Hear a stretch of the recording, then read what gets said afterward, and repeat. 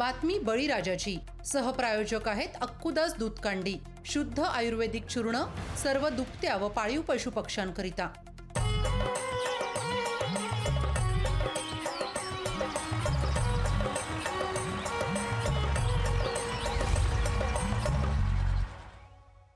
नमस्कार, मी वर्षा नलवडे. तुम्ही पाहताय लोकशाही मराठी. बातमी बळीराजाची या कृषी विशेष बुलेटिनमध्ये तुम्हा सर्वांचं स्वागत. आता घेऊयात कृषीविषयक महत्त्वाच्या बातम्यांचा वेगवान आढावा.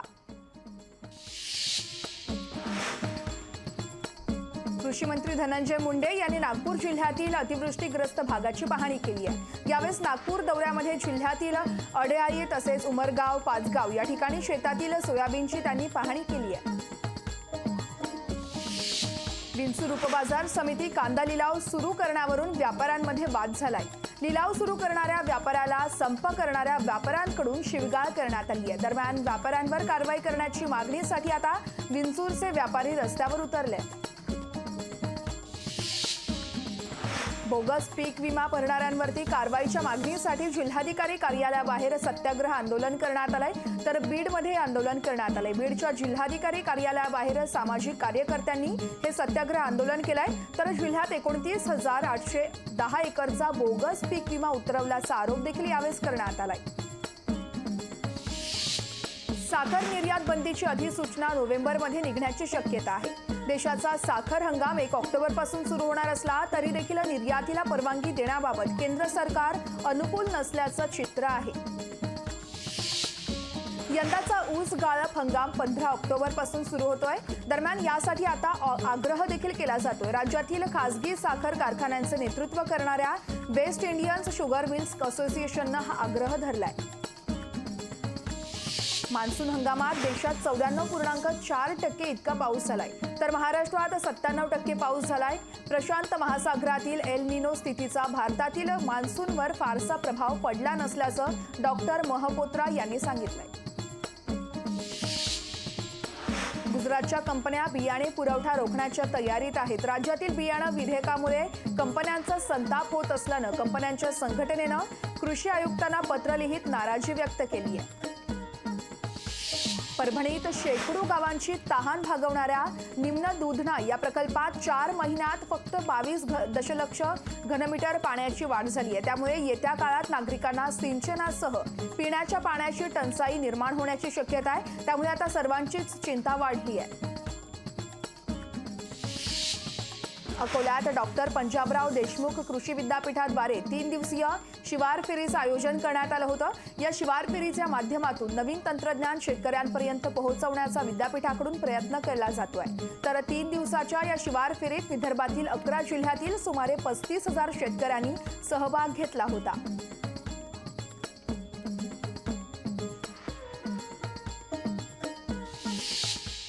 आता कृषीविषयक बातम्या सविस्तर पाहूया.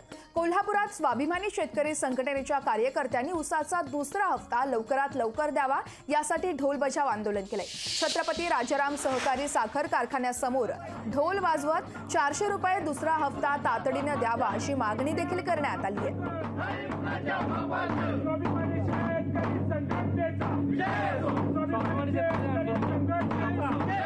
काही दिवसापूर्वी साखर सहसंचालकांच्यावर मोर्चा जेव्हा काढला होता त्या मोर्चामध्ये राजू शेट्टी साहेबांनी किती कारखान्याकडे किती शिल्लक रुपये आहेत हे सांगितलं होतं. आणि पैसे शिल्लक असून सुद्धा शेतकऱ्यांना देण्याची वृत्ती आज कारखान्याकडून दिसत नाही आहे. आणि म्हणून त्या दिवशी आम्ही एक निर्णय घेतला होता की 2 ऑक्टोबरला गांधी जयंती निमित्तानं गांधीगिरींना यांना झोपेतून उठवण्यासाठी आम्ही ढोल वाजवणार आहोत. आणि ढोल वाजवून सुद्धा हे जर आमचे पैसे देणार नसतील तर निश्चितच आम्हाला इथून पुढचं आंदोलन हे उग्र करावं लागेल. साखरेच्या माध्यमातून बाय प्रोडक्टच्या माध्यमातून जे कारखानदारांना 4 पैसे मिळतात त्यातील शेतकऱ्यांनाही 400 रुपयाचा हप्ता मिळावा. परंतु कुठलाही कारखानदार आज ते पैसे द्यायला तयार नाहीत. आज आम्ही ह्या ठिकाणी ढोल वाजून त्याने इशारा द्यायला आलोय. जर हा इशारा जर तिने पाळला नाही तर येणाऱ्या कालावधीमध्ये राजू शेट्टी जे आज काय घोषणा करतील त्या घोषणेला धरून उद्याच्या कालावधीमध्ये जे काही आमच्या हातात आंदोलन देतील ते आम्ही पूर्ण जिल्ह्यामध्ये आम्ही राबवू हेच आता या ठिकाणी आम्ही यांना सांगणार आहे. मनमाड बाजार समिती संचालक मंडळ आणि कांदा व्यापाऱ्यांमधील बैठक निष्फळ ठरली आहे. व्यापारी भूमिकेवर ठाम असून जोपर्यंत मागण्या मान्य होत नाहीयेत तोपर्यंत लिलावात सहभागी न होण्याचा निर्णय व्यापाऱ्यांनी घेतलाय. तर व्यापाऱ्यांनी उद्यापासून लिलाव सुरू करावे आणि तसं न केल्यास त्यांच्या विरोधात कठोर पावलं उचलण्यात येतील असा इशारा सभापती संजय पवार यांनी दिलाय. माननीय सभापती आणि सचिव साहेबांनी सर्व व्यापाऱ्यांची मीटिंग घेऊन लिलावात सहभागी होण्याबाबत विनंती केली, परंतु आमच्या जिल्हा असोसिएशनचा निर्णय आहे जोपर्यंत आमच्या मागण्या मंजूर होत नाही तोपर्यंत आम्ही व्यापार करण्यास असमर्थ असल्यामुळं आम्ही लिलावात सहभागी होत नाहीये. हेच आम्ही त्यांना परत विनंती करून सांगितलं. आता सरकारकडे आम्ही मागण्या मंजूर मांडलेल्या आहेत, पण सरकार कोणत्याच गोष्टीने आम्हाला विचारायला तयार नाही, कोणती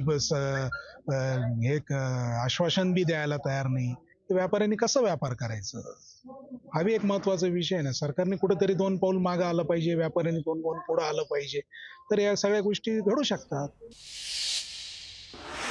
कांदा निर्यात शुल्क सरकारनं रद्द करावं यासह विविध मागण्यांसाठी नाशिक जिल्ह्यातील कांदा व्यापारी संपावर गेलेत. त्यामुळे आता जिल्ह्यातील बंद होऊन शेतकऱ्यांची कोंडी झाली आहे आणि या संपावर सुरुवातीलाच नाशिक जिल्ह्याचे जिल्हाधिकारी आणि पालकमंत्री यांच्या उपस्थितीत व्यापारी आणि शेतकऱ्यांची बैठक झाली आहे, पण समाधानकारक तोडगा निघू शकला नाहीये. त्यामुळे आता व्यापाऱ्यांमध्ये नाराजी असल्याची पाहायला मिळते.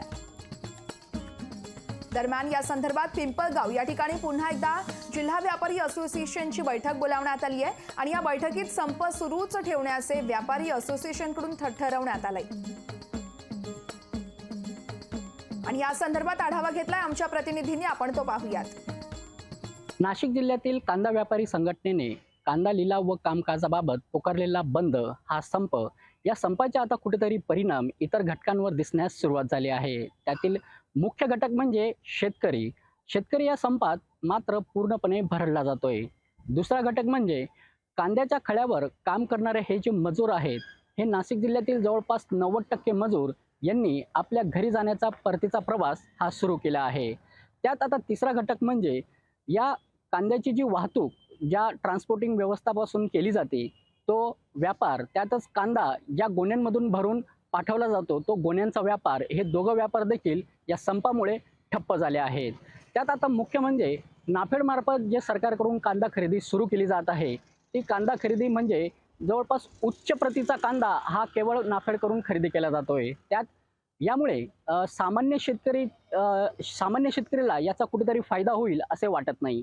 आणि त्यामुळे आता जो हा संप पुकारला आहे कांदा व्यापारी संघटनेने, या संपामध्ये देखील कुठेतरी आता फूट पडल्याचे दिसून येत आहे. विंचूर उपबाजार समितीच्या बरोबरच आता कुठेतरी निफाड कृषी उत्पन्न बाजार समिती देखील कांद्याचे लिलाव सुरू करत आहे असे सुतोवाच मिळत आहे.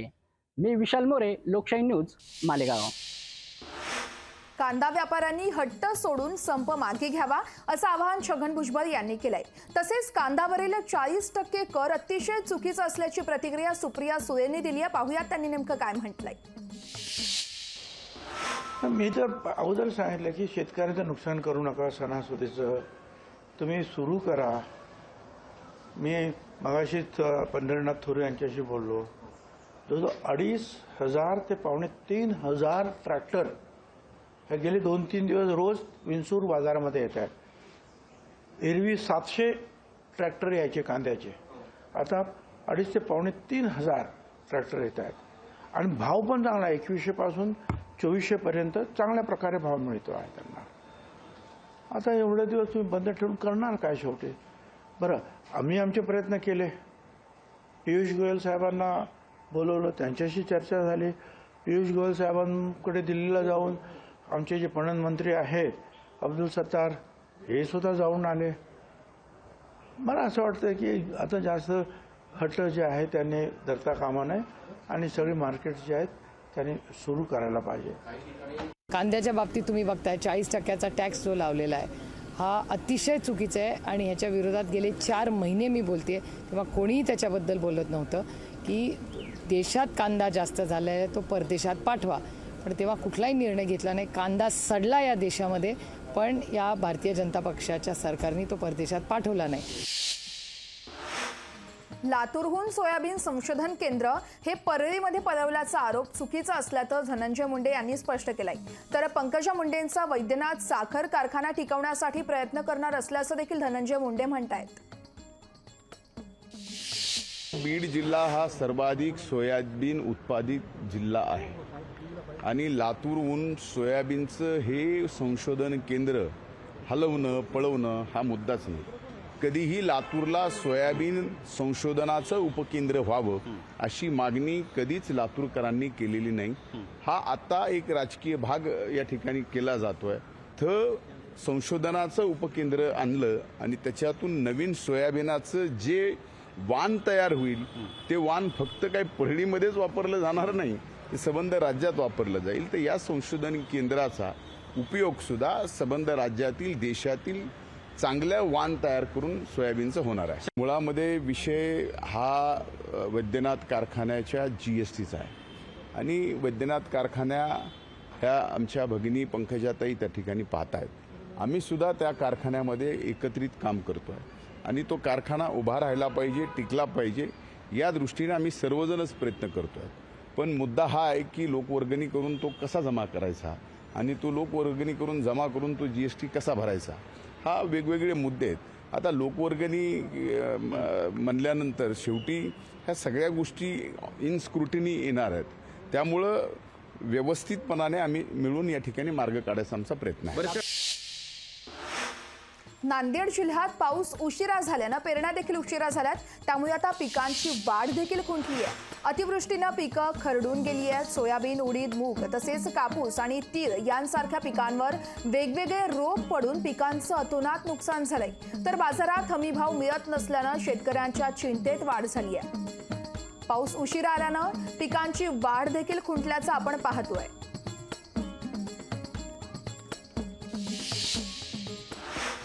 राज्यात सर्वाधिक केळी उत्पादक म्हणून ओळख असलेल्या जळगाव जिल्ह्यात केळी पिकावर आता CMV या रोगानं थैमान घातलंय.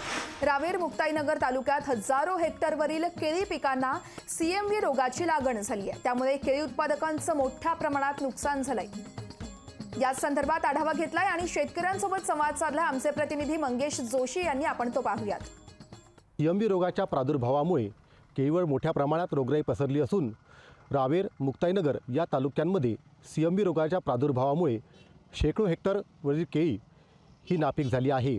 त्यामुळे केळीचे खोड उपटून फेकण्याची वेळ ही शेतकऱ्यांवर आली आहे. आपल्यासोबत केळी उत्पादक शेतकरी आहेत.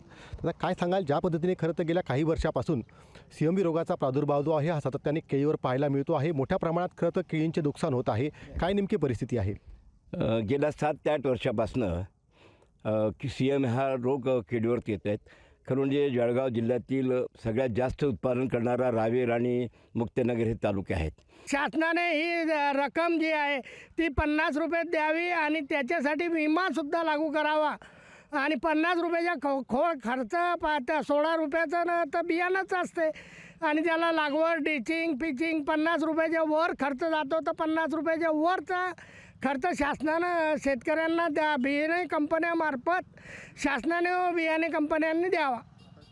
नक्कीच आपण बघतोय खरं तर नैसर्गिक आपत्तीमुळे सातत्याने केळी उत्पादक शेतकऱ्यांवरती आर्थिक संकट निर्माण होतं आहे. तर दुसरीकडे CMVच्या प्रादुर्भावामुळे जळगाव जिल्ह्यातील केळी उत्पादक शेतकरी मात्र हा हवालदिल झाला आहे. त्यामुळे शासनाने तातडीने केळी उत्पादक शेतकऱ्यांना व नुकसानग्रस्त शेतकऱ्यांना मदत करावी अशी मागणी केळी उत्पादक शेतकऱ्यांकडून केली जात आहे. मंगेश जोशी, लोकशाही मराठी, जळगाव.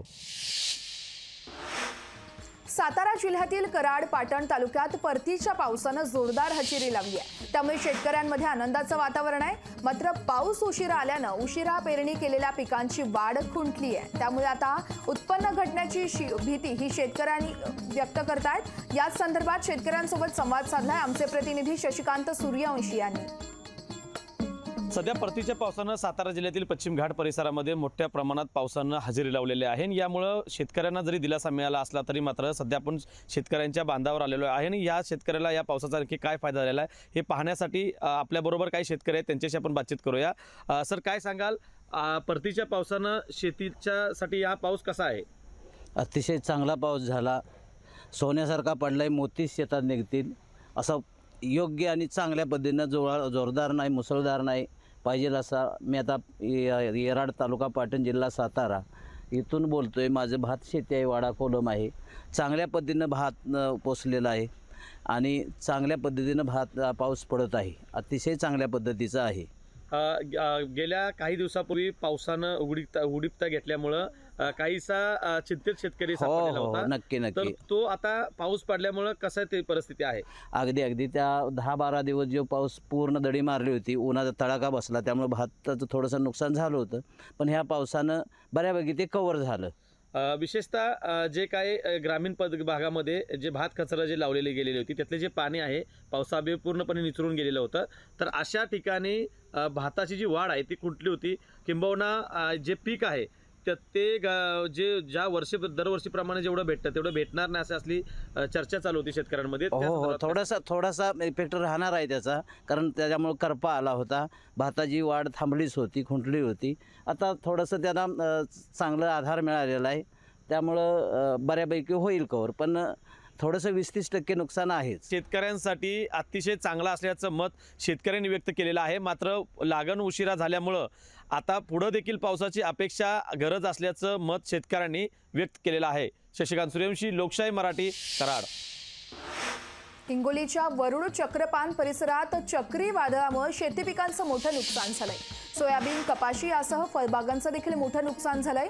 तर हातातोंडाशी आलेली पिकं ही पाण्यात गेल्यानं शेतकरी चिंतेत सापडल्याचं पाहायला मिळतंय. आपण पाहतो हिंगोलीमध्ये पिकांचं मोठ्या प्रमाणात नुकसान झालंय, त्यामुळे आता शेतकरी चिंताग्रस्त झालेत.